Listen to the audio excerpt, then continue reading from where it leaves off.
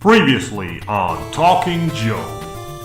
So yeah, more Mando madness next week. But right now we'll close the show out with some questions that we asked you that you gave us answers to, and then a new question that we're going to put to you for next week. Something like that. Anyway, take it away, Funky Bunch. Okay, we asked you a question. You've been the listener of the show, and we being me and Chief, and you must answer us now. Ow. Yeah. Talking Joe is on the air, and here are your hosts, Chief and Mark. Hey, it's me, the Chief Doggy Dog, and you are on the other side of this wired electrical connection, and you are... Hey, my name is My name is what? My name is Fat Marky. Wow, yes, and what we need there is the Funky Bunch backing vocals, but... yes, if can I be bothered to edit something in? Find out, listeners, as you're listening now, you'll know whether I did or I didn't. How are you, good buddy? Yeah, good. I'm just enjoying my beverage for the show here. Beverage for the show. Ow! New segment coming, old segment coming back. Beverage for the show. I'm saying a Pepsi Cola. What now? Yeah. It's a bit early for Pepsi, isn't it? I'm saying you look like a tea drinking man. I'm on my morning coffee. Okay. Are you a tea drinking man as well? I'll have a cup of tea in the afternoon or evening sometimes, but yeah, not massive into tea, but yeah. So coffee in the morning. So you say your morning coffee. How many coffees do you have in a day? Maybe 2. Yeah. Okay. Morning one, and you take it black as night. No. Okay. I go sweet and white. Okay. Yeah. So splash. So quite a bit of milk and 2 sugars. 1 large sugar, let's say. 1 large sugar. Okay. Nailed it. I nailed it. First guess. First time. Milky white sweet coffee. How is it today? Yes, all right. Yeah. Yep. Particular brand you have? Are you an instant man? Are you a bean grinder man? How do you do it? I do quite like a grinder, the old bean. Yeah. Yeah, sort of that releases that fresh flavour to it. So that's probably my preference. Yeah. Filter. Okay, good. Good. But yeah, it's just the powdered stuff today in the old cafetiere. Okay. All right. Okay. All right. Marky Funky Bunch supping on a Java. Very good. Very good. Chief, I did have I finished it. Oh no! Wait a minute. What's this I found in the loft? Ah, yes. This was. It's a bottle of whey. Tell you what, there is a bottle of whey actually, because I played Battlefront last night, and it's actually not a bottle. It's a 1 litre bottle of Alpro Growing Up soya drink. So I was going up into the loft for a Battlefront session with Ben last night, and I knew I was going to need a piss, and I did not want to come down at the loft just for that because it makes too much noise. So I thought, I need to take a bottle up with me. Have I got any semi-empty bottles? And I found this carton of the kids' soy milk that she has on her cereal. There was only a little bit left, so I just necked that and then took the empty carton up with me. So that is, yes, you're right, that is full up 1 litre of piss there. God. This is a premeditated loft whey. This is the worst. Yeah. But I have got this. I have got a Luscombe Devon England Rhubarb Crush organic sparkling drink, which I was drinking during the Outer Timers 2-hour Return of the Jedi watch-along special, listen-along special. So if you're not aware of that, me and Ben reunited for a one-off special where we watched Return of the Jedi and did our audio commentary over the top. That is available now on the Outer Timers channel, where you used to get your pods. Have you listened to it yet? I've not yet, but would your recommendation be that the listener, if they can, they hit play at the beginning of the pod and try and watch along? Initially, I'd said yes, but now I'm thinking no, because it's not like a DVD commentary where you watch and you've obviously got the picture and that's where your audio's coming from.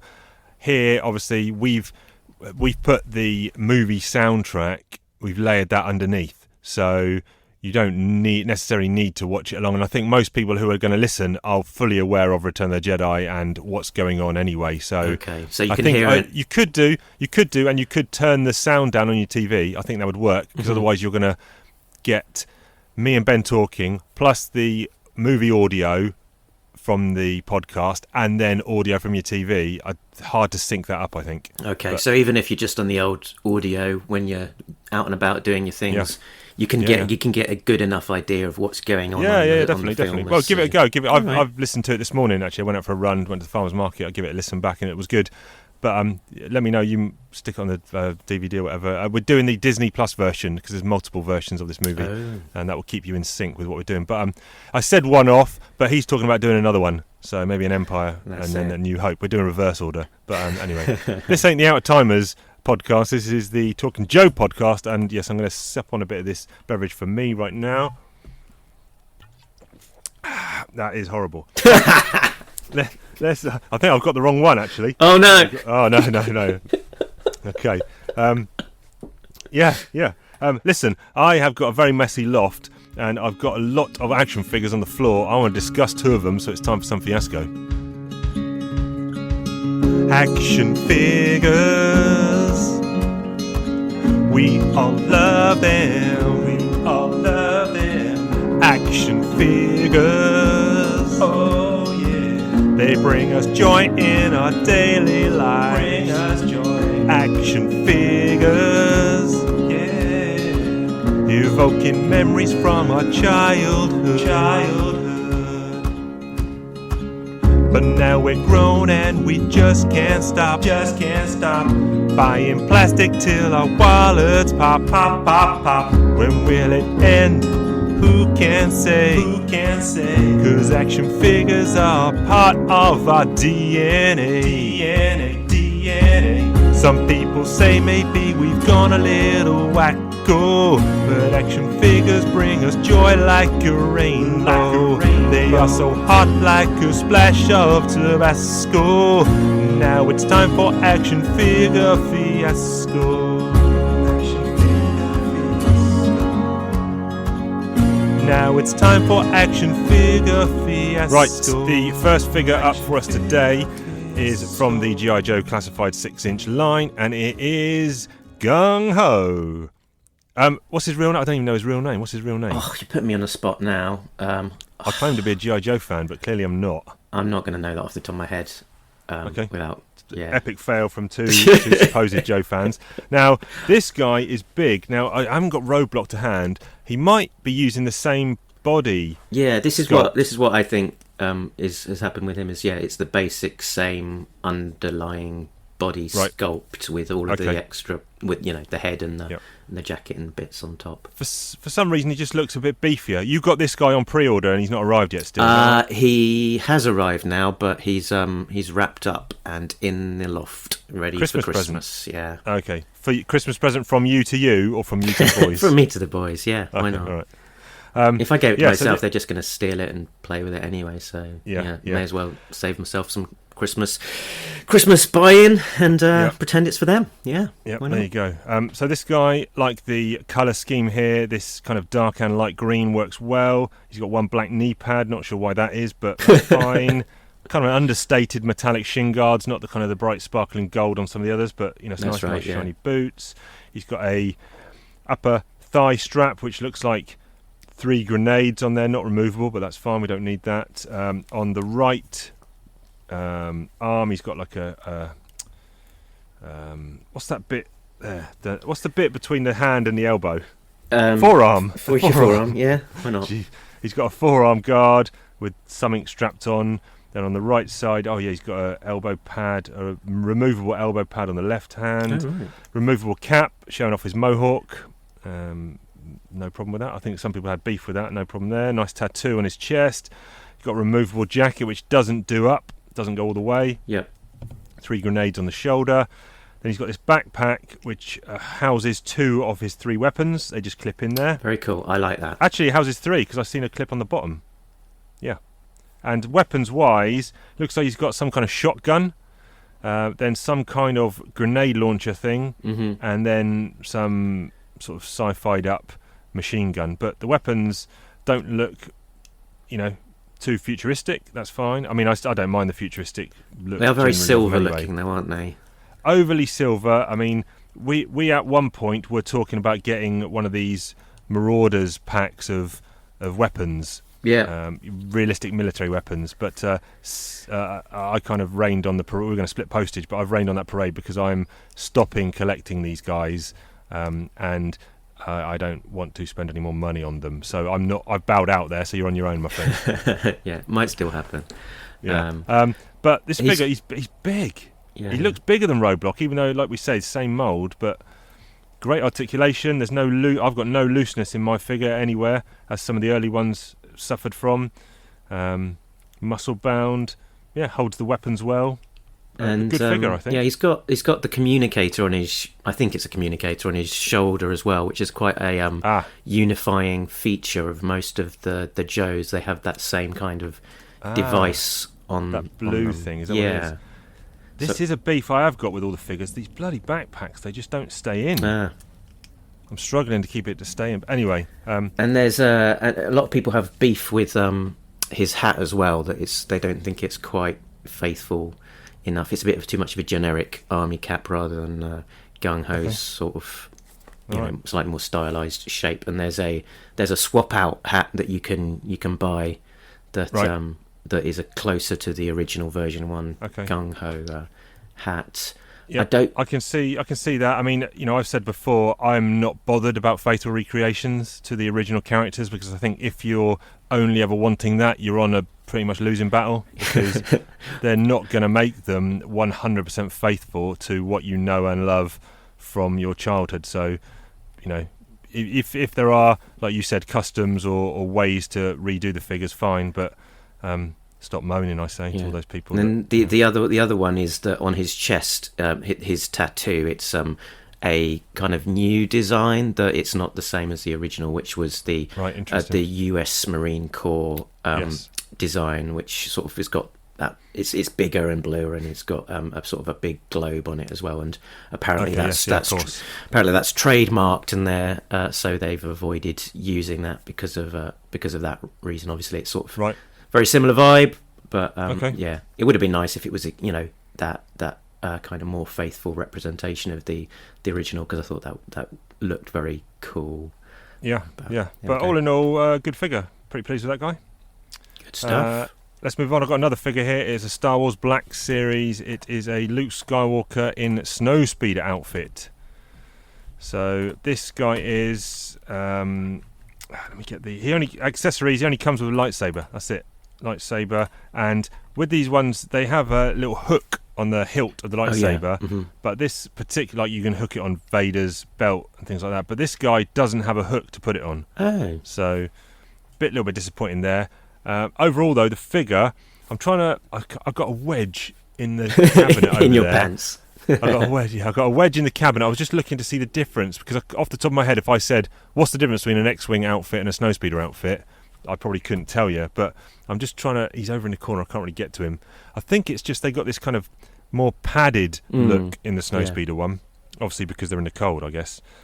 But this guy looks great, very iconic. I'm going to take his helmet off, removable helmet, if I can not break the chin strap when I do it. Ooh. And come on.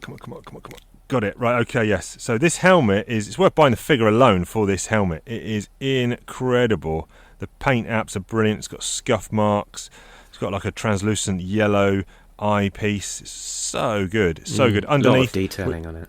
Yeah, underneath we've got Luke. We've got the face printing technology, which has left some of the faces looking a little bit shiny, but his is okay. I think eyes are a little bit glossy, like a dog. But the face looks good.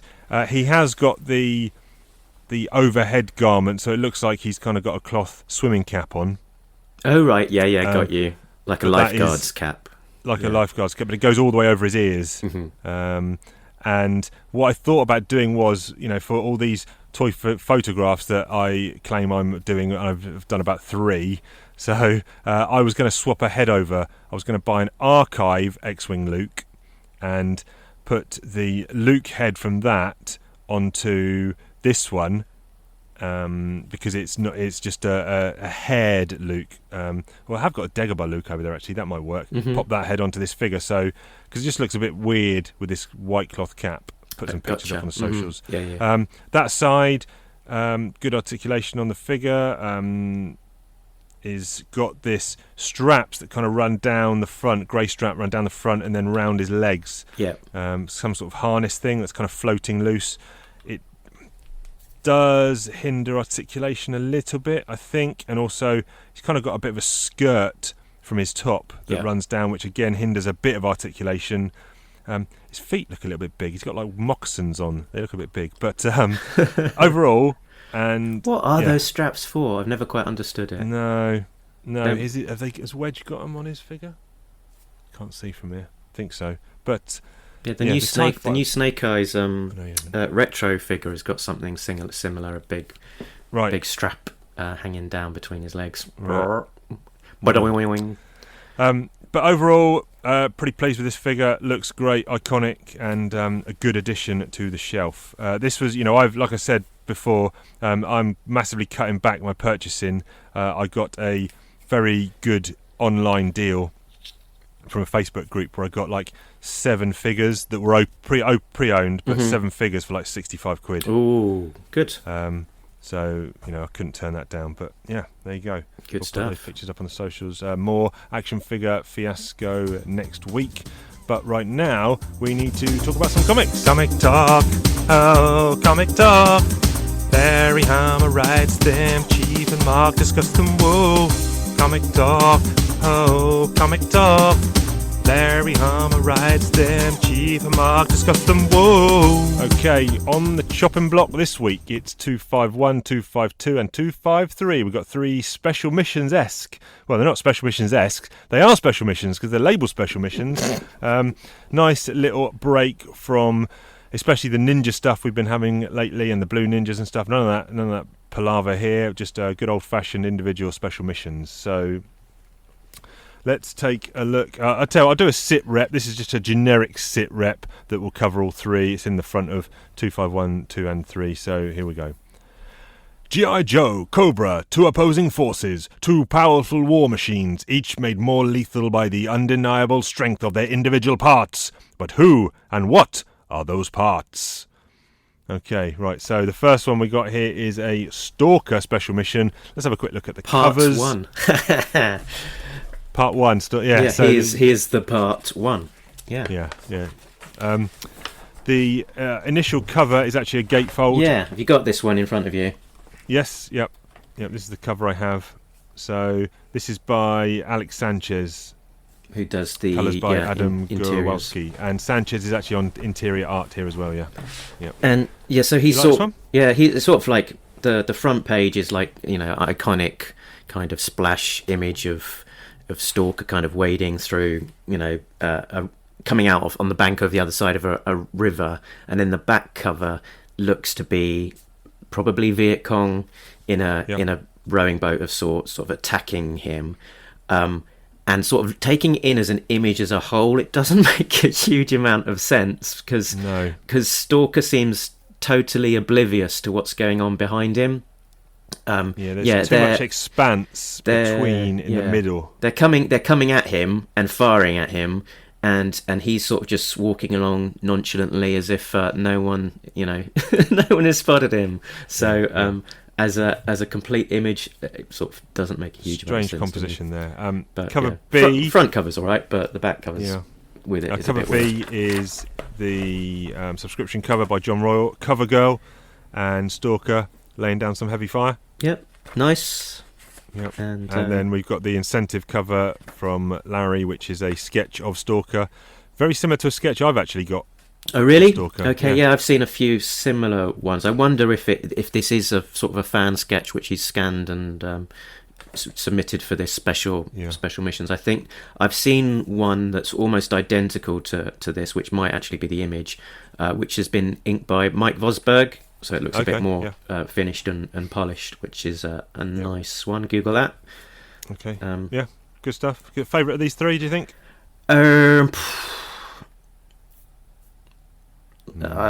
Hard to say, really. Maybe the Hammer. I like sort of I like those Hammer kind of same. I'll go the same. Long range Recon Patrol style sketches that he is partial to doing. So yeah, very good. Yep. Okay, let's crack into the story. Give us a breakdown of what's going on here.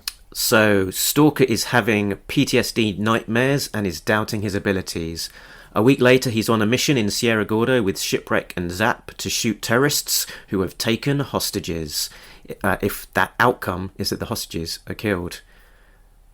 and then the story unfolds from. Yeah, that's it. Yeah, these are one-offs, so we haven't got a massive amount of baggage or history here going in. It's one and done. Tales. Yeah, one and done's, baby. So let's talk about some of the key points going on. Talking points. Right, this I'll put it up front. I was struggling a little bit here because the first few pages, I actually like the setup here. Mm-hmm. We're getting a flashback to Nam. Now, actually, quick question: has that been retconned yet? Are we still led to believe this team was Nam, or is it now a different conflict? So, like they updated Iron Man from wherever he was to the Middle East conflict for his origin. Have they done the same for these guys? So it's not retconned. They've just sort of stopped specifically calling it Vietnam, I think. So, right.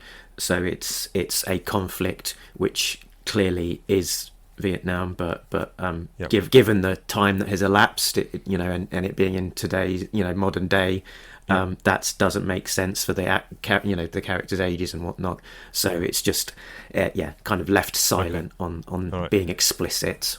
Okay, well, we do get a flashback to that period that we've seen many times before, but I like the take on it because they've done something different. They've actually, rather than doing accurate recounts of what happened, here we've got it in the form of a nightmare, and all his dead buddies are kind of zombified. Why did you leave us to die? It's a nice little twist on what we've seen before, I thought.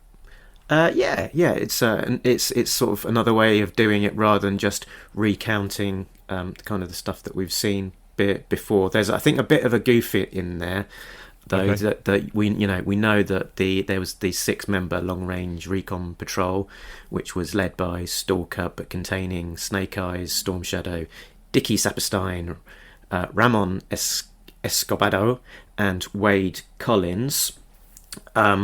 Yet one of these zombie guys, is called Angel. So I think right. Larry might have got a little bit confused between some of these characters. Right. So where is it? He's there. So he talks to Dickie, and Dickie talks about Angel. So one no prize could be that Ramon's nickname is Angel. So all of them have got nicknames, haven't they? The sort of Stalker, Storm Shadow, Snake Eyes. Why not have Ramon's code name be Angel? Yep, job done. Send that man that no prize. As he comes out of this nightmare, kind of a weird sequence, bottom of the page, of him in Detroit getting beaten up by some racists that plays no real part in the story at all. Yeah, I think what this scene is about is that remember a few issues ago, Stalker had went back to see his family. Yes, I do. And was lamenting about the gentrification of his hometown. That hometown, I think, being Brooklyn. But then people sort of called out Larry and said, "Do you remember actually Stalker's from Detroit, not Brooklyn?" So I think it was kind of trying to address that point of Larry saying, right. Stalker was from Detroit, and the family that he visited in that other issue, they were his family, but it wasn't his. It wasn't where he grew up. Okay, all right, yep, good stuff. So now he's, we see him washing his face, whatever, rock and roll's there, and he's going through some issues, and he doesn't want to go to see Psych Out. There's a chat with rock and roll tells him to go and see Psych Out to get evaluated. Yeah. And this bit didn't really make sense. I was like, well, why is he not going? And then Spirit says, oh, look, all the higher ups, they're going to look at that. That's going to harm any promotion you got planned. It'll stay on your record. But Stalker never really struck me as a guy who wants to continually get promoted and get up that chain of command. So he needs, I don't think it's a bad lesson here to just sit on this PTSD and not do anything about it. And Spirit gives him terrible advice, and he says, look, can you button it up yourself? Do a self-chill. I mean, this is horrendous advice. I mean, I was actually offended. This is, I don't know, you've got a mental illness. He should be doing everything he can to seek help. I don't know. Maybe that's just me. Yeah, but I mean, it does seem harsh that if you need help and you want to reach out to your resident expert in the field, that they're going to say, yeah, we're going to stick that on your permanent record and it's going to be held against you in the future. That's harsh. I like the setup. I like where they're sitting on this water tower or whatever the thing they're sitting on. Him and Spirit just kind of relaxing. I kind of like the conversation they're having, but it just, I don't know, I didn't like the resolution or conclusion. And the other thing is that, for me, set up quite an interesting story going forward. However, all those first 6 pages are completely disregarded for the rest of the story, because they have almost no bearing on the mission the Joes go on. Yeah, although I guess... Apart from the last panel, or the last page, the 2 last panels, where Stalker says, I was worried about dropping the ball back there. And then one of them says, are you kidding me? The Stalker man never drops the ball. That's the only reference to the issues he's going through, because he never shows any doubt on the mission or anything. It's just really weird storytelling from Larry. Yeah, okay. I don't... Sort of maybe not, but in sort of... As I'm reading, as I was, my memory of reading it was maybe there was slightly more doubt in his mind as during the rest of the story, but possibly not. Okay. Where are they? They're in Sierra Gordo, and there's a terrorist hostage situation, and they basically got to get them out. They want to negotiate. The government wants to negotiate them out, but if that goes sour, this Joe team is here to extract them. With deadly force, effectively, and then it's sort of slightly different to the standard, G.I. Joe hostage situation where the Joes are in there to get the hostage safely out. What they're saying the mission is here is that sit tight. Your mission is that if the locals aren't able to resolve the situation, we want you to effectively assassinate all of the remaining terrorists, rather than actually going in there to be a bit more proactive.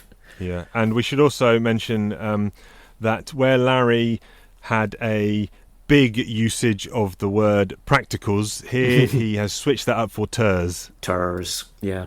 Short for terrorists, I assume, but he uses that about 20 times in the issue. Yeah. It sticks out for sure. That was why I definitely made a note of that one, because it really does stick out. But he's got a brand new favourite word. yes. How do you feel like the action unfolds? It flows fairly well. It flows fairly well. There's one moment which is, I think, basically bad storytelling, which is where the local SWATs raid this medical centre, and at the same time identically dressed terrorists kick down the Joe's hotel door.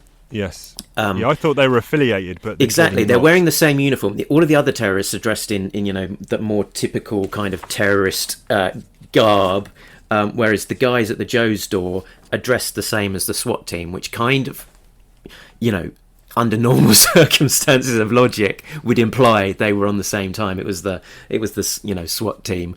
Again, maybe no prize it that that these terrorists are dressed as a SWAT team, so that they could then move a little bit more easily, across into that hotel and sort of try and get the drop on the Joes without them being kind of noted more easily and earlier as terrorists. That's a no prize, but I don't believe it. I think it's just weak storytelling. To be honest. Yeah. From an art point of view, initially I was like, I don't know if I'm a fan, but the more I read it, his art is kind of stylized enough that I think I quite like the art here.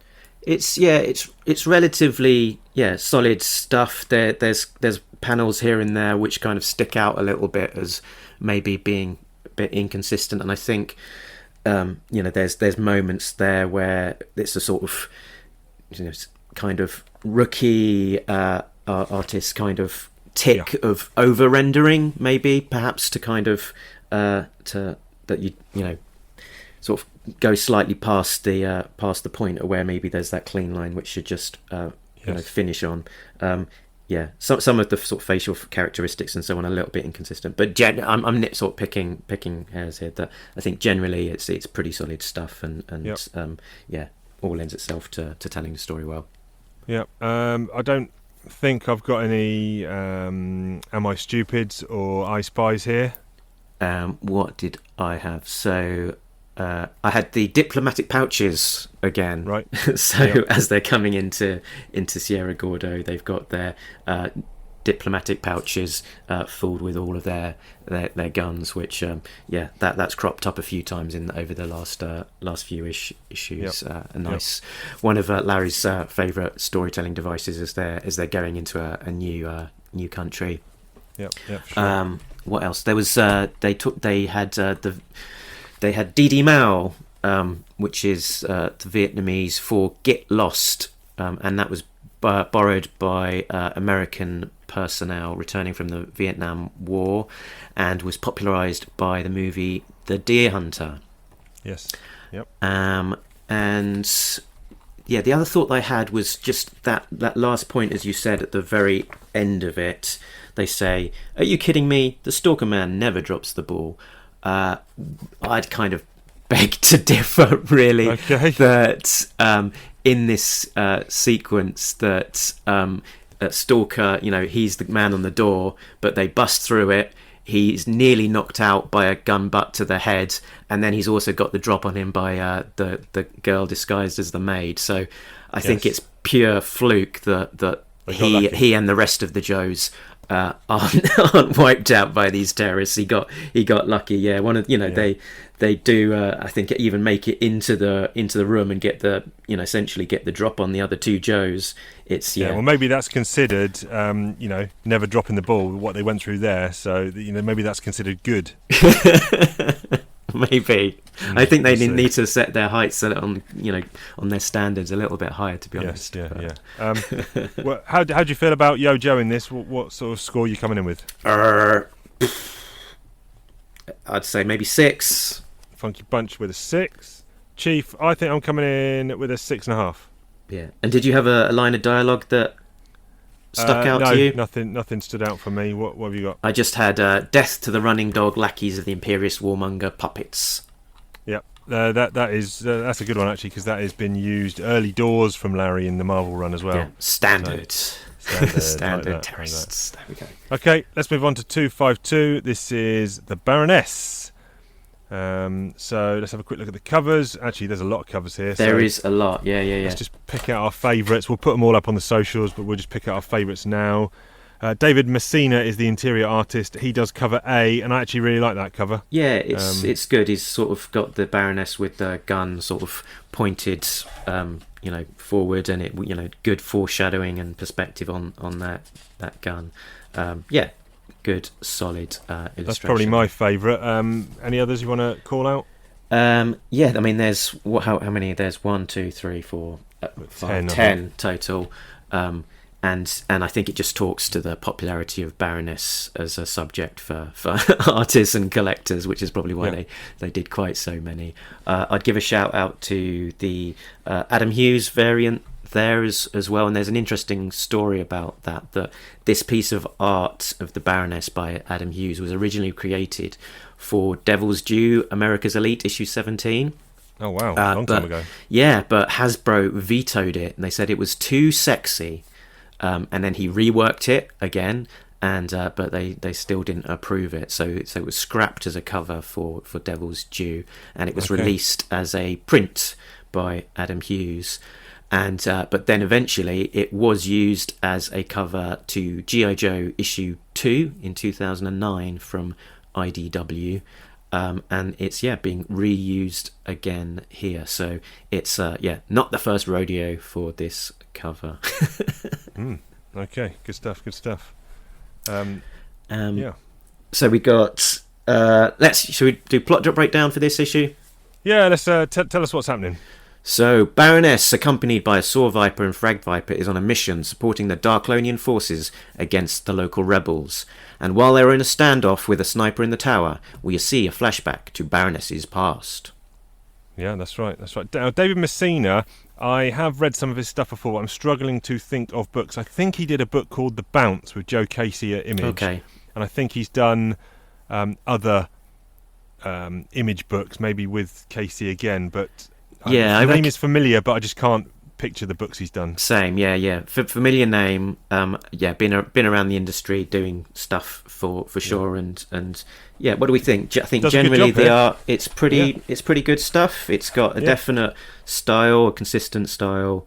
Good colours as well here. I think quite popping. So who we got? We got Elisabetta D'Amico on inks, and we got Alessandra Alexakis on colours. But I think the three of those do a good job here. Like you said, consistent is a good word to use. But yeah, quite a lot of storytelling going on here from Larry. Yeah, there's sort of the two sort of things going on really. It's this sort of little story of this excursion into Dark Colonia, which is kind of used as a backdrop to delve a little bit deeper into the Baroness's past and explore some territory that we've not really seen too much of before. So yeah. Right, so let's talk about her backstory then. So she's given to thinking back on her history because she's just saved a little girl's dolly or something like that, and then she thinks back to her similar childhood with kind of an abrasive dickhead dad, and she then kind of that's where she starts rebelling against society kind of thing, and against her father. She goes off to Edinburgh, doesn't she, to uni, and becomes a student there, student dissident. And is this new history that we learn that she met Destro at uni? I think so, yeah. I don't think this has been touched on before. So we've had sort of hints that they've got some sort of history, but it's never been explicit about what it is. And maybe it should have been obvious, but when you see that first page where she's reminiscing about university, uni in Edinburgh, and she's fencing with this guy. Now, I was convinced reading it the first time around, okay, this is not Destro.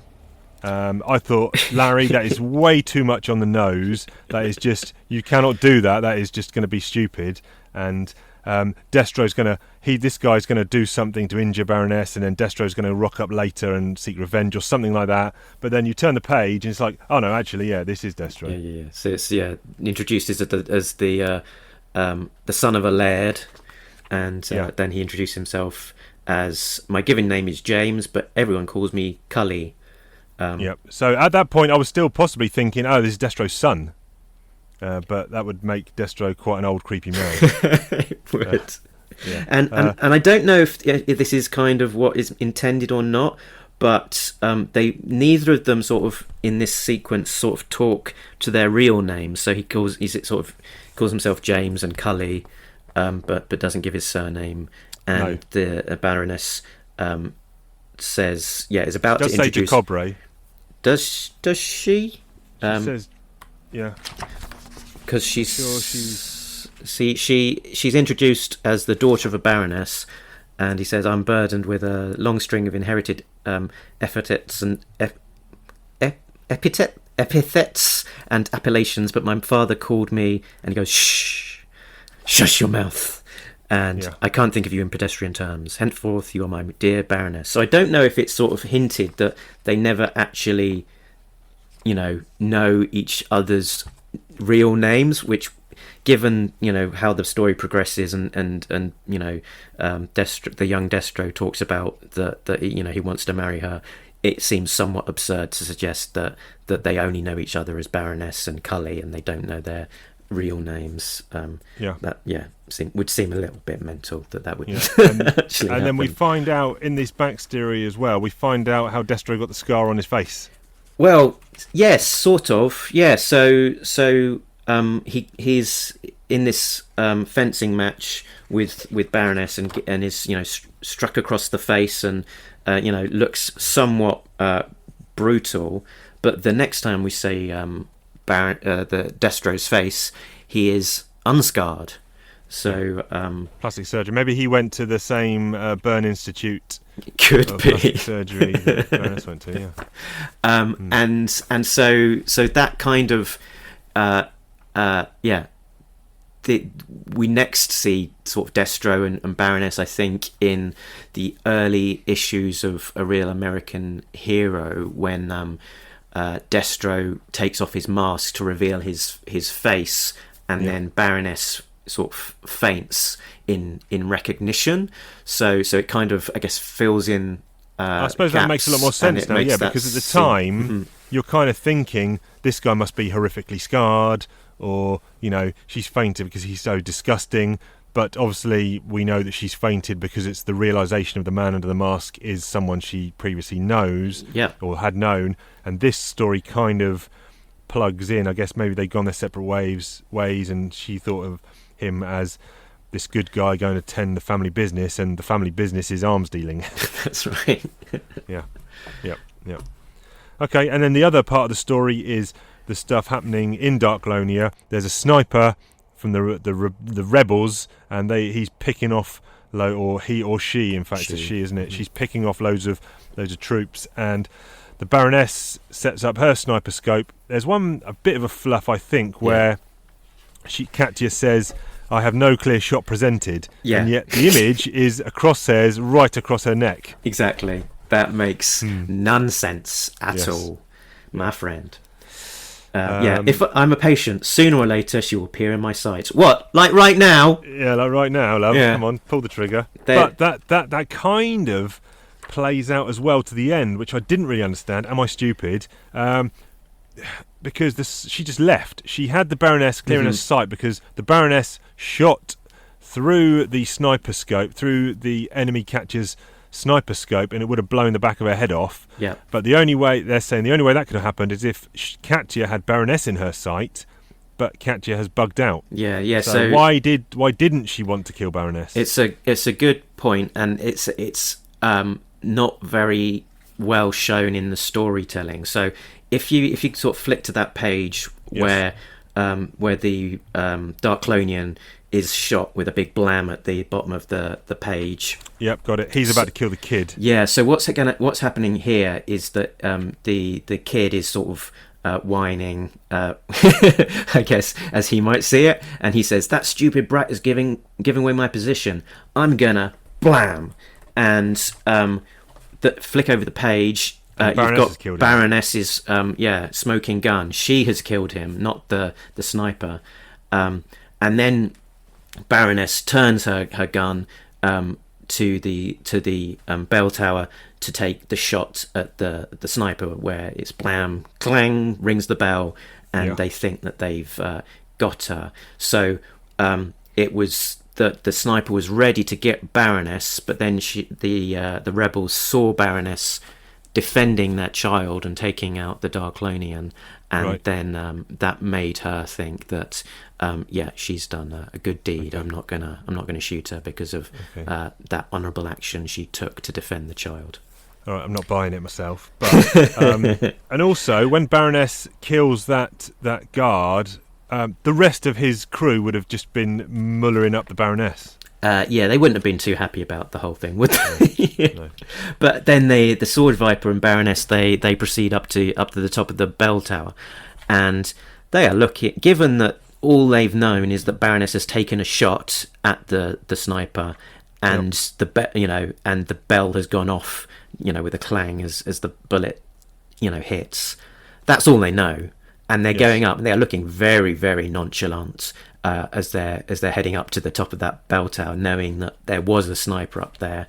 It could be set traps or anything up there. Could still be up there. Yeah. So not great there, but anyway. What's your overall thoughts then? What's your yo-joage here? All in all, let's give it a 7. I think it was a decent job of filling in some of those gaps with the Baroness and Destro history that makes some degree of sense given what we know already. I'm going with a 6. I really like the art, but I didn't want that backstory of Destro and Baroness, so that's why it's losing marks for me. The other one that I had was my favourite bit of dialogue, and also a little bit of whoa, wait a minute, Mr. Hammer. We've got a real hammerism here. It's I think we are all going to put our weapons on safe before we have multiple accidental discharges resulting in sucking chest wounds and other egregious ballistic traumas. Yeah, there you go. He's extended out his sucking chest wounds to carry another. He's used a few of those other words in sentences that you described, but he's chucked them all together in one mouthful this time. Let's chuck in all of those egregious words all in one mouthful. And in this, the other thing I wanted to shout out in this issue is that in the letters page, they discuss. One of the letter writers asks about the sword shrine incident that was referenced in the previous arc, and when we discussed it in the podcast yesterday, I said I wasn't entirely sure if that was something new or if it was something that we should already know about. Last week, not yesterday. Did I say yesterday? Yeah. I meant last pod. Yeah, another coffee. Yeah, go on, carry on. Yeah. So Larry confirmed that he hasn't worked out what the sword shrine incident is, but anything beyond the name. So it might be something that we find out more about in the future, and we weren't pathetic noobs for not knowing what it was. Good. Let's move on to 253, and this is Duke, most people's most hated. The most hated. The most hated. Let's have a quick look at covers. So we've got Brian Shearer doing cover A, and he is the interior artist here. We've got cover B by John Royal, and we've got the retailer incentive by Larry. Now, the retailer incentive one, I've only got the small inside, small picture inside the cover of my issue, but it looks to have not scanned quite as well. It's quite faint. Yeah, it does from that image. And actually, what you'll notice as well is that the Brian Shearer cover is actually an interpretation of the Duke figure from Larry's sketch there. Yes, correct. Yep. So, I like that Brian Shearer cover, actually. Okay. Yeah, I think he looks pretty mean, Duke. It's fairly simple, bullet holes in the wall. The John Royal one is nice as well. Is that Duke? Is that supposed to be Wild Weasel? Maybe. Yeah, that's Wild Weasel, isn't it? That he's it looks like Duke's parachuting down and shooting at Wild Weasel through the canopy of the Rattler. Yep, there you go. Nothing mind blowing from these covers, but fairly solid. Yeah, all decent enough. I'd probably go with a pick out of the three. I'd probably go for the Royal. Just in terms of the the energy that's in that image. Yep, good stuff. We've seen Brian Shearer providing inks over SL Gallant for many issues, and here he's kind of getting his moment in the sun, so to speak. And I think he does a good job on the art here. Yeah, it is good. I think it's all very solid. It's not flashy, but it's consistent. The story all reads very clearly. I think there's good storytelling. He does a good job considering Larry's given him a bit of a stinker of a story. I did not like this one at all. Oh no! Going straight in with a stinker. I didn't mind it too much. I don't know. I found. So I don't. Okay, it's labelled as a Duke special mission. He doesn't really do anything. He's not even centre stage really. He doesn't do anything to make the story about him, and the other characters in it, I didn't particularly. Okay, fine. You got Roadblock, and then you got another couple of people in this squad, but they're no-name people that didn't really imprint on me at all. And turn that page, so they're basically on some sort of convoy. Oh yeah, give us a bit of a breakdown. Actually, that'd help. Sometime before they join G.I. Joe, Duke and Roadblock. I'll start that again. Sometime before they join G.I. Joe, Duke and Roadblock are in the US forces supporting the Emir against the forces of Colonel Sharif. Their convoy is ambushed. They fight back and are victorious, but Specialist Maureen Mo Hennessy is a casualty of the conflict. Yeah, so, and, well, that kind of sums it up well, because we know she's going to die on page 2. Because it says that she's only got a short term to serve. She's a short timer. She's going to bartender school and all this jazz, and her mum doesn't like blah blah blah. Right, okay, you're biting the big one, love. So it's over for you, and that kind of took away a lot of suspense from the story for me. Yeah, I mean it is a massive cliche, isn't it? The person with only a short term to serve. I'm only 1 week from retirement. Oh dear. Stood on a landmine, but. No, look, I mean, I don't know. It's a special mission, but when you compare it to the one-off special missions from the ARAH era, the Marvel ones, it just, I don't know, it just feels very flat and lifeless, and I don't know, just didn't do anything for me. Maybe it's the colour palette. It's very sandy, yellowy brown. Maybe that's not helping. But overall, I just didn't do anything for me. Yeah, I mean, when we're talking about sort of special missions and that label of special mission, sort of, recalling the original Marvel run of the 28 issues or whatever it was, that those were very much a team of Joes together. Quite often Joes who didn't get necessarily so much airtime on a very definitely a special mission, often against some sort of Cobra affiliated threat. Of the three issues here, we've got Stalker against in a team against a non-Cobra threat, and that's probably closest in terms of aligning to the previous special mission kind of scope. You've then got the second issue is Baroness and Co. Without any Joes in the issue, so I think it might be the first G.I. Joe issue that doesn't feature any G.I. Joes in it. And then this third one is less of a special mission and more of an untold story of Duke and Roadblock before they were in G.I. Joe, because it's not they're not necessarily kind of a special mission per se, but more of them in the army on an activity where they're ambushed and have to deal with it.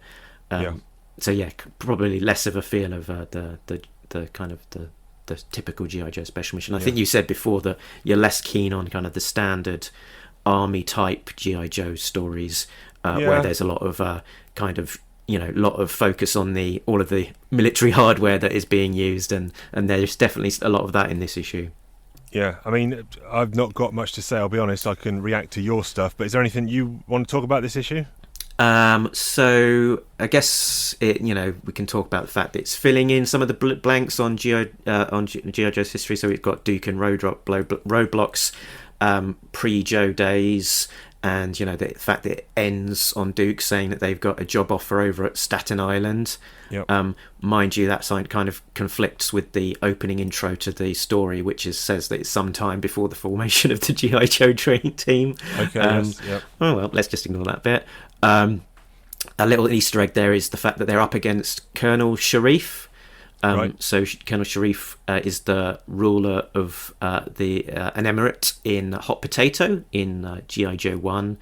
Right. And then later in issue 53, Dusty and Mainframe are sent to advise a group of royalists in their fight against Sharif, and he also crops up as the baddie in a special missions as well, where they're over in over somewhere, and I think it's the pilot. Is he called Deke or something like that? Maybe that they support on that mission. So it's call back to that baddie, and here he's presented as a successionist forces, and the G.I. Joe and the US Army rather are supporting the the current rulers, whereas in the subsequent issues it's Colonel Sharif who is the ruler. So that's an interesting foreshadowing that in terms of this conflict, the US forces are not successful because he does end up taking control of the Emirates. So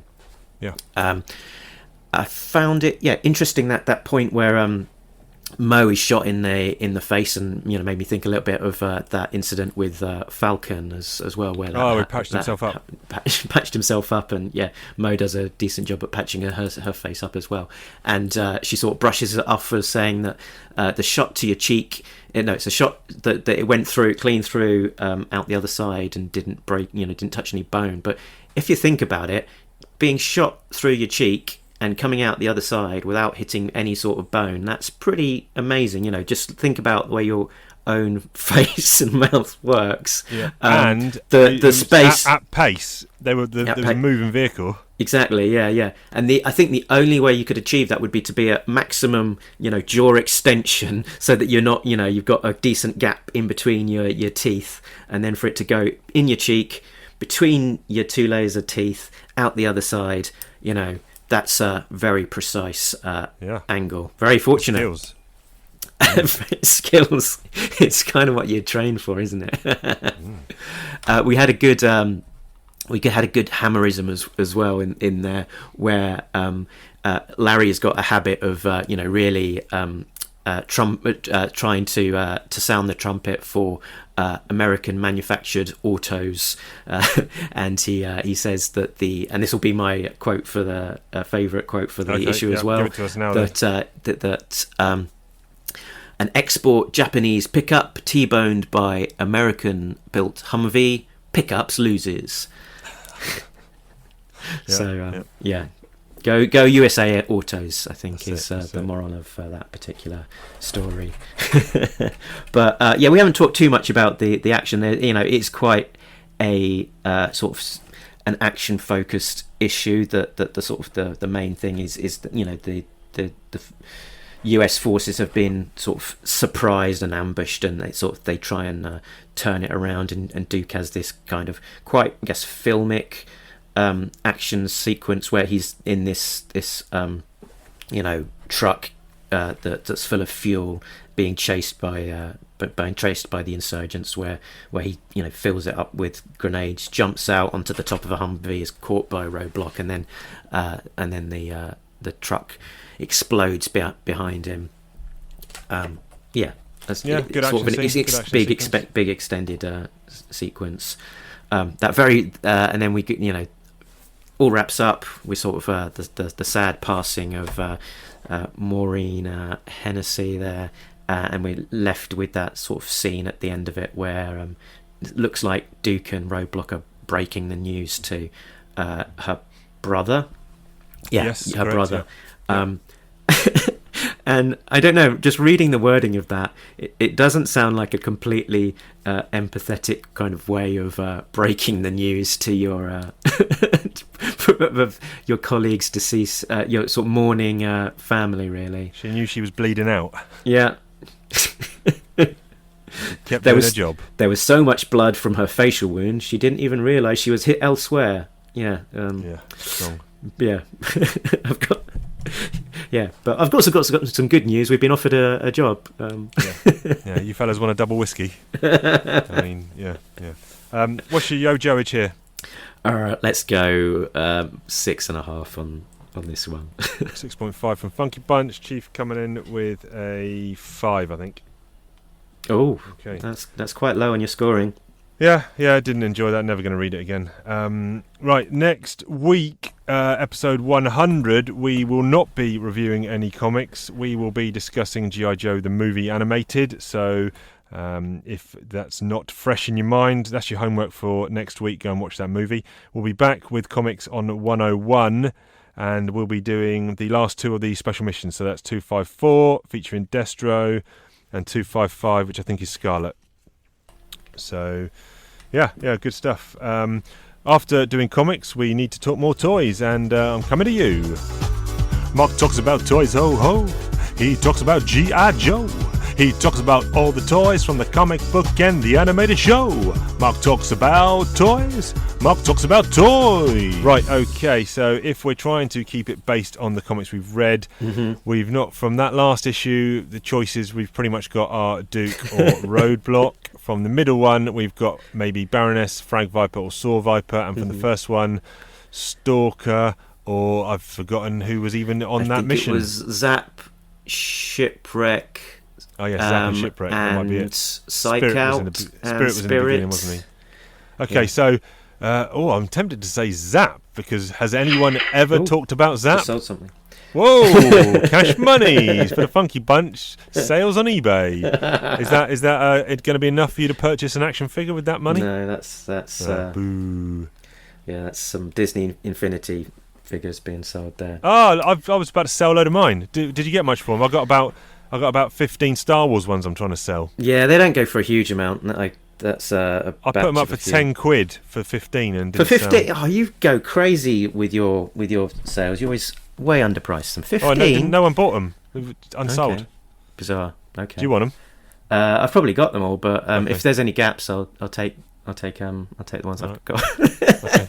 Okay. That deviation aside. Yes. What were we talking? Oh yeah, so I'm saying Zap. Okay, that's an interesting one. That would have been a good one to pick, but I didn't. What have you gone for instead? I Tell have me. gone for Stalker. Okay. So I think you are familiar with the basics of the character because you've got Jammer.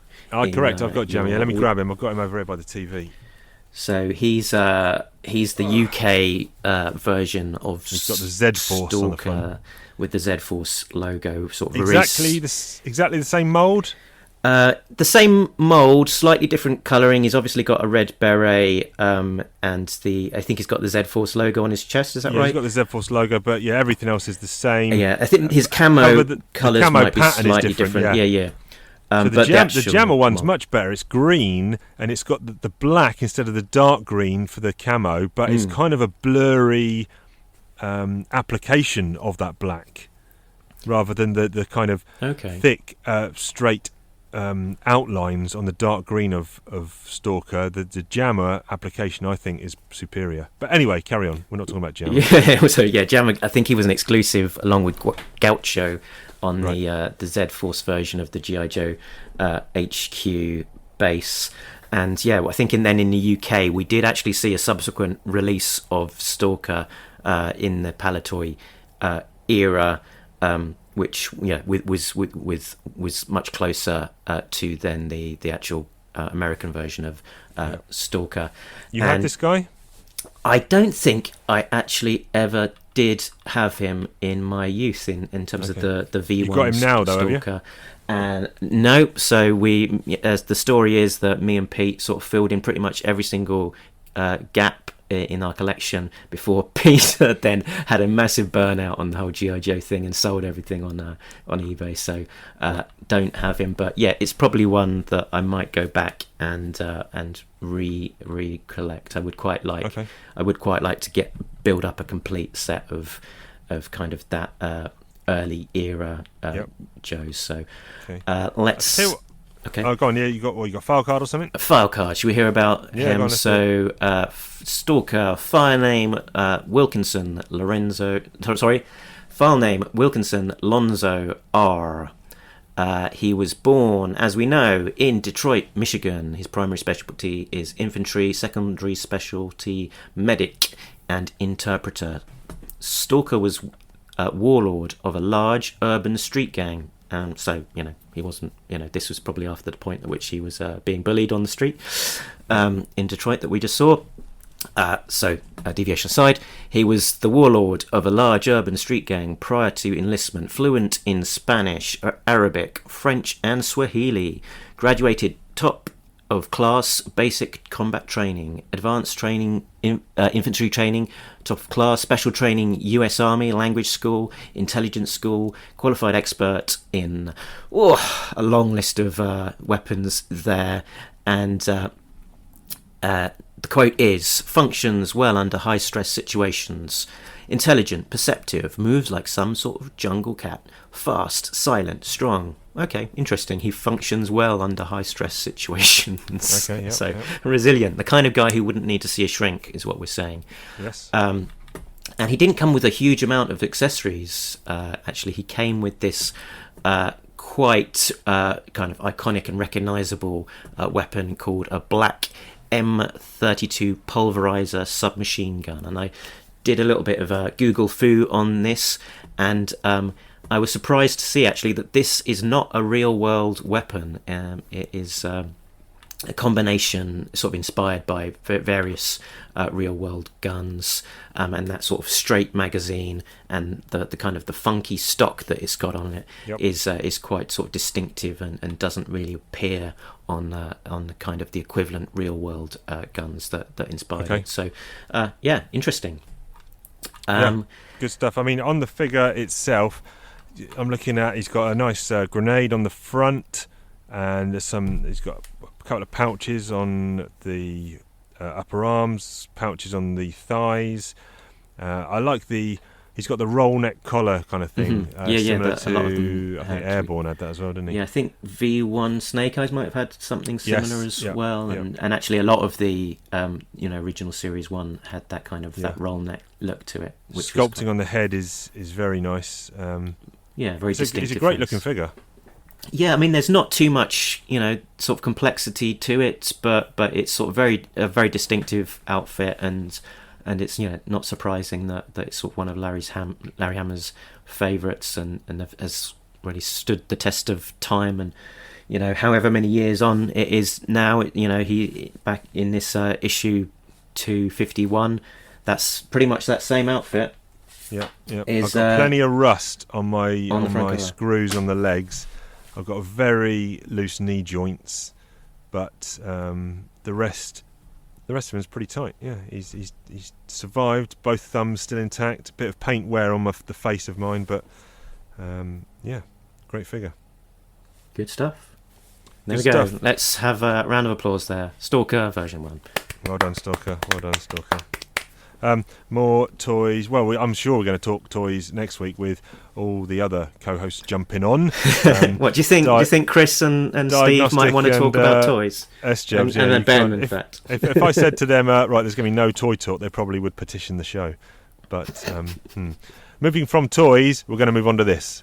You're listening to Talking Joe, and now for something completely different.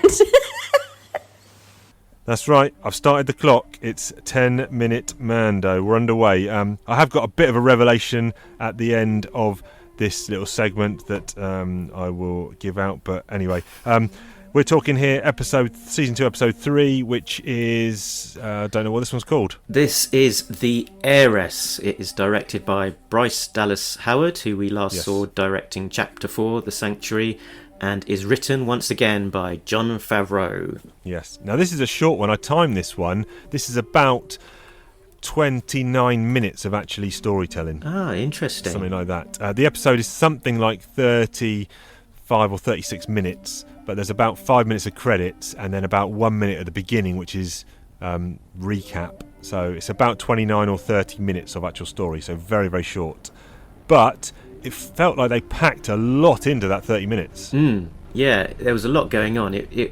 And out of the gate, I'll say I really enjoyed it. It was one of my very favourite episodes, I think. In terms of my initial reaction to the thing. I think as well that it was one of my favourites as well. So at the beginning, I mean, so you're either in one camp or the other, I think, in terms of what you want from your Star Wars content. So where he's crashed the ship down onto this, I don't know where it is, some sort of sea-based. Yeah, I wondered whether it might be the place. Planet of Mon Cala, given all the inhabitants, but it's the water planet of Trask. Okay, all right, fine. So they're on Trask, and you see, like you said, the Moncows, the Quarrens, and then when you go out, because he's still. So let's just recap. His mission is he's trying to get the kids somewhere. Do we know where? He's probably been. He wants to return it to the Jedi. He was somewhat. It's somewhat clearer, I guess, in terms of him describing it to the Mandalorians in this episode. That's kind of how he described it, and I wonder, is that the first time that they've said Jedi in the series? But maybe. He was. I think previously it was sort of he wants to return it to his own kind, etc. Yes. But he was quite, he was clear in this episode. He wants to return it to the Jedi. Yep. And he's hopping around. He's here to find another Mando that's going to hopefully help him on his journey. Mm-hmm. And when he is initially going out to sea, he's like on a Quarren fishing trawler. Now, that's right. My point was originally was, from your Star Wars content, do you want to be digging in the weeds and watching Quarren fishing boats? My initial thought was no, I don't. I want more of a bigger storytelling. I don't want these individual, personalised, low-key, everyman stories. But I think I might have turned around on that a little bit. I think as a setting, it was kind of interesting that they've gone down the route of, okay, he's on this fishing trawler, what are they gonna find? Okay, they've got this creature in the hold, and they captured him, and I think it progressed quick enough into some big full-blown action. And it's not like they did a events. 5-episode arc where they're stuck on the fishing boat. It no, did progress that was at pace. That was my worry. My worry is we're going to get bogged down in the weeds of all this. Ben, that's the kind of stuff he would love. He wants to learn more about the Star Wars universe and more Star Wars lore, and this would be right up his alley. If they did a 5-episode thing about being on a fishing trawler, he would love that, but not for it's not like, they weren't named characters, any of these Quarrens or anything like that, so it wasn't like they were trying to build out too much there. But I liked that. I think a lot of the people who've been watching The Mandalorian will have seen that Beskar is this incredibly valuable substance, and as someone who has coated himself in Beskar, it's like he's a walking, talking treasure chest. How could he go about that, and wouldn't every scumbag and villain be looking to take him out so that they could take his armor, given its value? And I guess this is one of the first times that's properly addressed in terms of he's walked into a trap, ironically given the supporting cast, and they're looking specifically to do that, to take his armor. So it was satisfying to see that kind of niggling plot point addressed. Yep. And he gets saved by some Mandos, and my initial thought was, whoa, is this Sabine Wren? But then I thought, no, wait a minute, that's completely out of the wrong timeline. She would actually no. It could have been Sabine. It could have been an older Sabine Wren. Don't want. Yeah, but I thought it was going to be, but then they de-helmet, they defrock themselves, so to speak, and it's someone called Bo-Katan. Now, the name was somewhat familiar to me, and she, and I don't know if the other two characters also, but she was definitely featured in Star Wars Clone Wars Animated.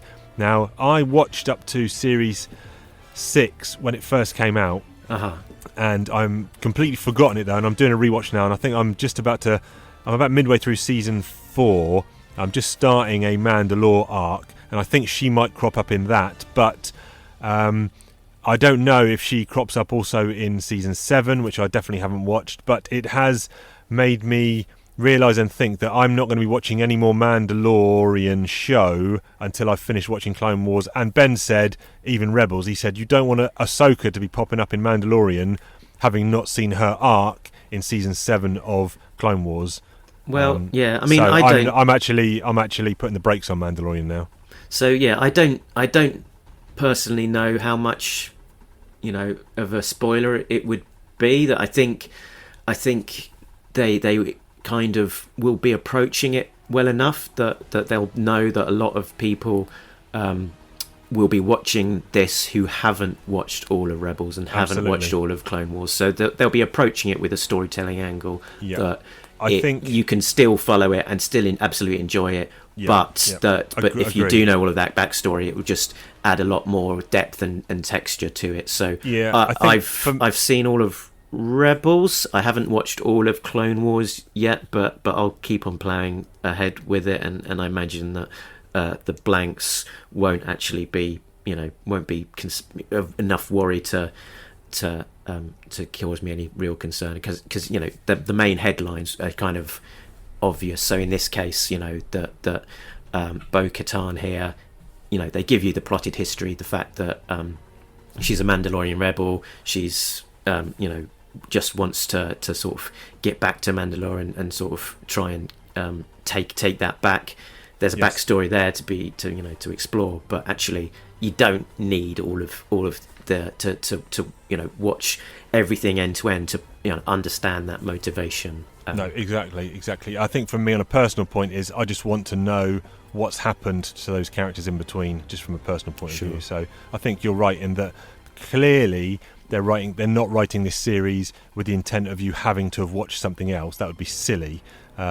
So everything is going to be perfectly understandable, and if you hadn't any knowledge of Bo-Katan, you wouldn't be thinking, I need to go back and seek out all those other things. You just go with the flow. But because I know that some of these characters have been in previous shows, I want to fill in the blanks myself before we get to that. So anyway, so let's talk about Bo-Katan while we're on it, shall we? So she's played by Katie Sackhoff, who provided the voice of Bo-Katan in the Star Wars animated series Clone Wars and Rebels. Okay. So yeah, very cool to see the same actor who voiced the character on the cartoon as playing the person in the flesh, because where there's been other similar things, they have been recast. So as you said, that we're probably going to be seeing what's her face Snips in a future episode, and that has been recast, as you know, according to all of the things that we know. She's got a good sort of history in sci-fi as well, because she's Sackhoff is known for playing Starbuck in the Battlestar Galactica remake as well. But they allude to their way is the right way for Mandalorians, and actual Mando is he's the renegade kind of scumbag cult. Yeah, it's kind of interesting because it sort of flip reverses stuff and turns it on its head and explains a lot as well, because if you've seen any of the Clone Wars and stuff, you'll know that Mandalorians have been taking off their helmets, so this whole I can't do it kind of doesn't make exactly a huge amount of sense. So they're kind of describing his sect of Mandalorians as being a cult of religious zealots that broke away from Mandalorian society. And it's interesting, he says, no, it's you that's not the real Mandalorian. And she says, this armor has been in my family for 3 generations. I was born on Mandalore and fought in the Purge. I'm the last of my line. So she's definitely a Mandalorian, whereas he was sort of a child brought into it. Time. So somewhat ironic that he's sort of arguing with her, mansplaining the Mando way. Well, we didn't get to talk about any of the stormtroopers or that big fight on the ship or anything, so that's tough. That's tough. 10 minutes, that's what you get. But did like seeing those stormtroopers run down the corridors on that ship. That was a great fight scene, and the officer, I thought he obeyed Moff Gideon a little bit too easily to suddenly ditch the ship. What dirt has Moff Gideon got on that guy? Another guy from Deadwood as well, actually. Titus Welliver from Deadwood, Lost and Bosch. That sequence as well towards the end, that was the thing that I didn't like was that we've got these real badass Mandalorians who are just sort of taking down the stormtroopers left, right and centre with pinpoint accuracy and really showing up our hero Mandalorians somewhat more limited skill set, because they're definitely a lot more skilled than he is. And when it's his time to shine, his moment in the sun is basically he just takes a bunch of grenades, runs down the corridor, is shot at about 1,000 times, but is protected by his armor, and then lobs a grenade the distance of about a meter to take out the stormtroopers. Me and Thomas, watching that episode, that segment, just looked at one another and said, couldn't he have just chucked them down the corridor instead? That made no sense to me. Okay, listen, there'll be no more Mando madness, but the 10-minute Mando, but I'm thinking about bringing it back for one final 10-minute Mando when I have finished watching all of Clone Wars and Rebels. I'm going to try and sweep all that up in the next 3 or 4 weeks. Shall we maybe see what happens next episode? No, I'm not watching it. I told you, I'm not watching it. So you can go ahead and watch it. It might be that there's no backstory needed. It might be a one and done. No, not watching it. Special mission. Not watching it. No, not for me. Okay. But we can talk about it, and just you put your hands in your ears and go la la la la la. We'll do a recap of episodes 4 through 8. In like 3 or 4 weeks' time. All right. Okay. How much watching have you got to do? Where are you with your Clone Wars? So I've got half of season 4, then season 5, season 6, season 7, and all of Rebels. Crikey. That's at least get cracking, Chief. Get cracking. Listen, we have got answers from you, the listeners, to a question that we posed you. What was the question, sir? So we... Oh, wait a minute, you've got to do the little song first. All right. Yeah, okay. Yeah, do you want to do a song? Put you on the spot. You've not sung about this for a while. Okay. We asked you a question on all the social media places. It's not just for politics or slagging people off. It's for good stuff like getting questions answered about G.I. Joe stuff. Very good.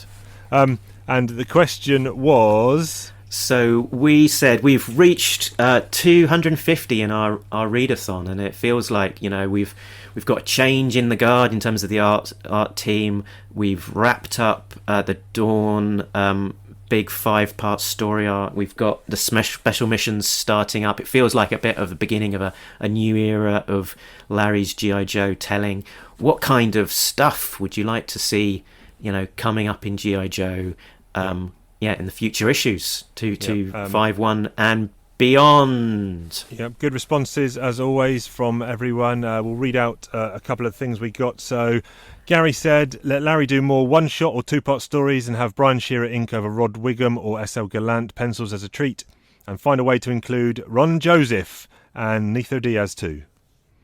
And then Ron Joseph chimed in as well on the thread. So that's G.I. Joe artist Ron Joseph, and he said, I'd like to do some more lost stories about Quinn or Road Pig. I love Road Pig! And don't get me started on Cobra La. And I had to clarify, don't get me started, does that mean you like Cobra La or don't like Cobra La? And he said, love Cobra La! Except the la la la la la la la la la bit. Yes. I'd like to see some more Road Pig stuff or a Quinn's lost story. That'd be good, actually. Yeah, why not? More Quinn. Good one. Yeah, more Quinn. Peter said, get Rod Wiggum back for a few issues. That would be amazing. And he is his all-time favourite Joe artist. Mike said, I think deep dives into past stories would be cool, like the IDW Chuckles run. Reading some different authors besides Hammer might be a fresh take. Either way, I'm going to listen to you guys till the wheels fall off the podcast. Whoa. Okay, good stuff, Mike. Interesting to know what they will do with ARAH if Larry ever decides, I'm done with this. Do they... Because obviously they have tried other G.I. Joe runs that have petered out and not gone anywhere or got cancelled. ARAH seems to be the only one that has any legs. Well, yeah, I mean, the Devil's Due universe, that was sort of built on the foundations of the original 155 ARAH run.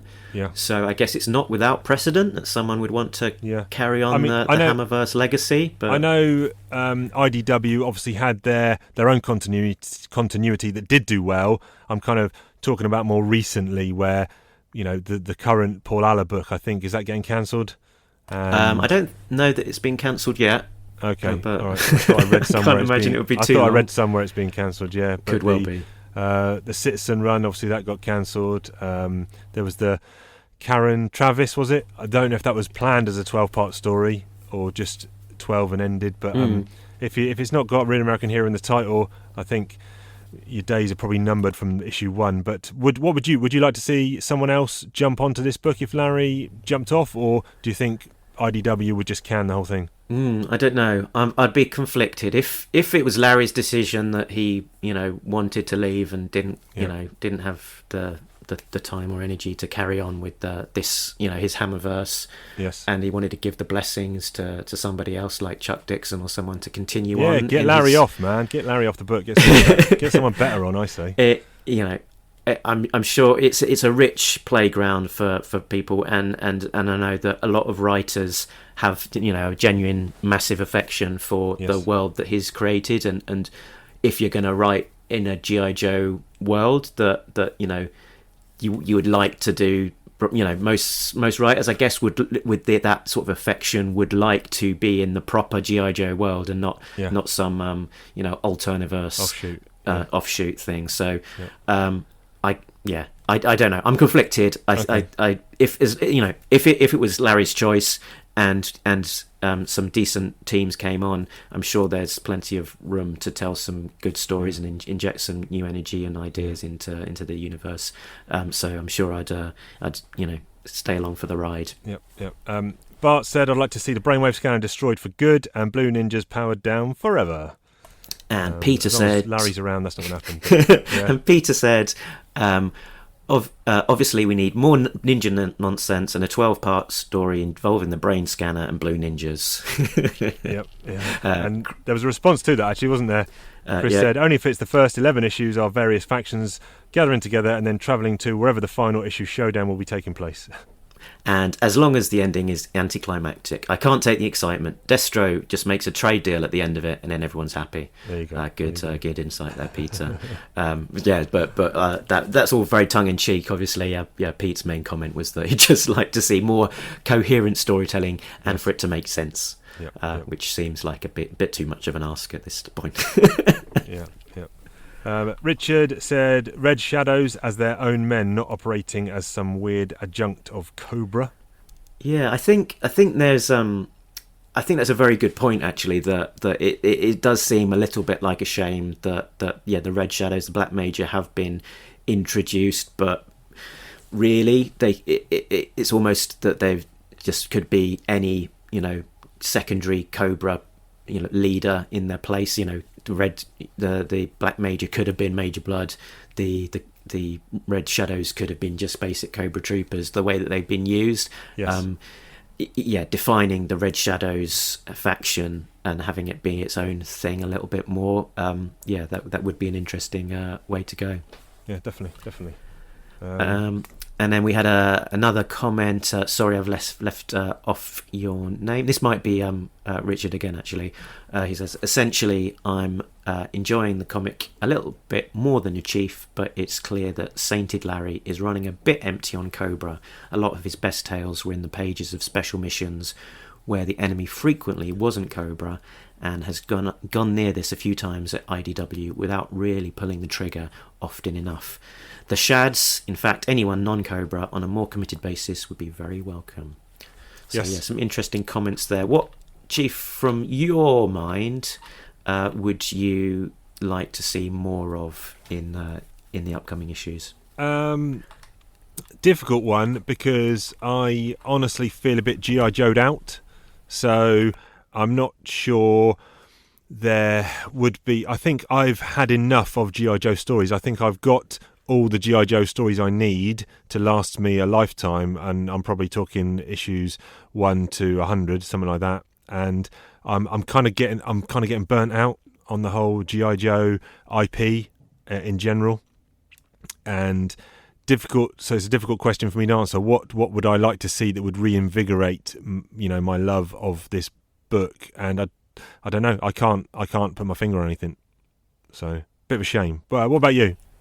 Well, I definitely agree with most of the points here. I think if we can step away from some of the ninja stuff, step away from the brain scanner and blue ninjas, have a bit more focus on some of the secondary Joes, and sort of maybe a little bit less of sort of flittering from one to another, and sort of try and develop some of the other Joes a little bit more. So it's maybe just a little bit less of just seeing them here and there on one story or a panel, but kind of develop them nicely in the way that, for example, we got a bit of a focus on someone like Ripcord in the original run. Why not sort of we've introduced the Shadows, why not properly flesh them out, where they come from, what's their motivations, etc.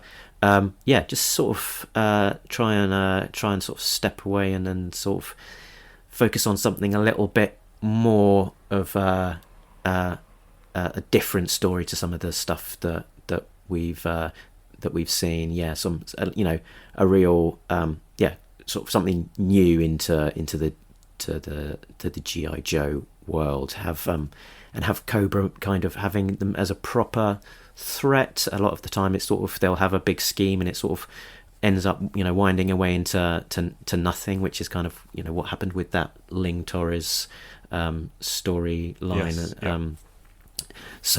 Having them being a credible threat and doing something out there in the world as a terrorist organization, rather than it sort of being purely just some scheme to help them with their arms sales or something like that.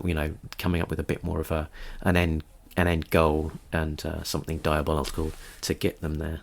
Yes. Yep. Okay. Well, we will see if that happens as we close in on the last 23, 24 issues of this run before we hit 275. I think we also got that silent issue 4-parter to do, and the yearbook as well. So we've got nearly about 30 issues to cover till we get to 275.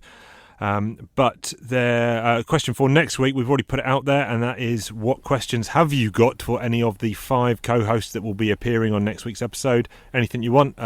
We've already got some good ones in the barrel, so to speak, that will be firing at you. And any other questions, keep them coming. But you can get hold of us in all the usual places. That's talking_Joe on Twitter, Talking Joe Comics on Instagram, talkingjoecomics@gmail.com, and Talking Joe, a G.I. Joe podcast on the Facebook. So, yeah, good show, good discussion as always. Looking forward to the countdown, 7 days until you get that episode 100 in your pod player, and take the day off, relax, put your feet up, get a brandy and a chocolate bar, and listen to the 5 guys go at it. So, with all that said and done, we will catch you down the road. Because we've been Talking Joe. And we're all out of Joes. Latest.